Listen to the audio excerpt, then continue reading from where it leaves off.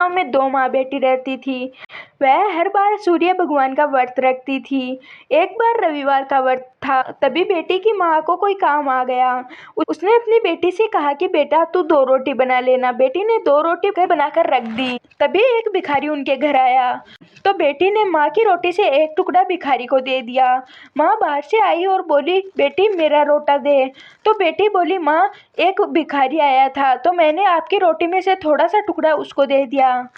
तभी उसकी माँ को जिद लिप हो गई और सारा दिन वह कहने लगी, घी रोटो दे, घी रोटो मेली कोट दे, पूरो दे म्हारो दे।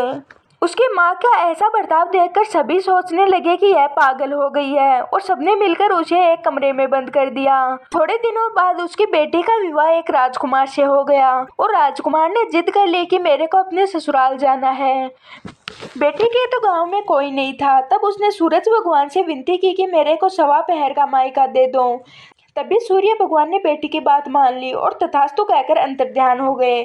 जिसके बाद सूर्य भगवान की कृपा से जंगल में महल बन गया। वहीं पर उसके माता पिता, भाई बहन, भाभी सभी बेटी जमाई के आदर सत्कार में लग गए और अपना खूब प्यार उन पर लुटाने लगे। वह पहर का समय बीतता जा रहा था, लेकिन राजकुमार का मन अभी भी नहीं भरा था। लेकिन तभी बेटी सोचती है कि 1.25 पहर का टाइम खत्म होते ही अगर यह सब कुछ खत्म हो जाएगा तो उसने अपने पति से कहा, हमें यहाँ से चलना चाहिए, हमें देर हो रही है।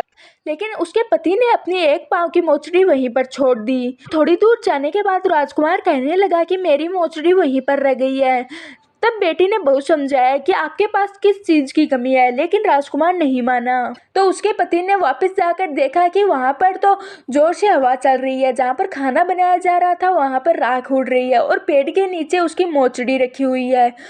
राजकुमार ने बेटी का हाथ पकड़कर पूछा कि ये क्या जादू किया है तुमने। तब बेटी ने उसे सारी बात बताते हुए कहा कि मेरे मायके में तो कोई भी नहीं है, उसकी एक बस पागल माँ है। ये तो सूरज भगवान ने मेरे को 1.25 पहर का मायका दिया था। जिसके बाद बेटी और उसके पति ने सूर्य भगवान से प्रार्थना की, जिससे उसकी माँ भी ठीक हो गई और बहुत सारा धन भी उधार ले लिया। तो ये थी सूरज रोटी की कहानी। मैं आशा करती हूँ कि आपको ये कहानी पसंद आई होगी। अब हम मिलते हैं किसी और वीडियो के साथ।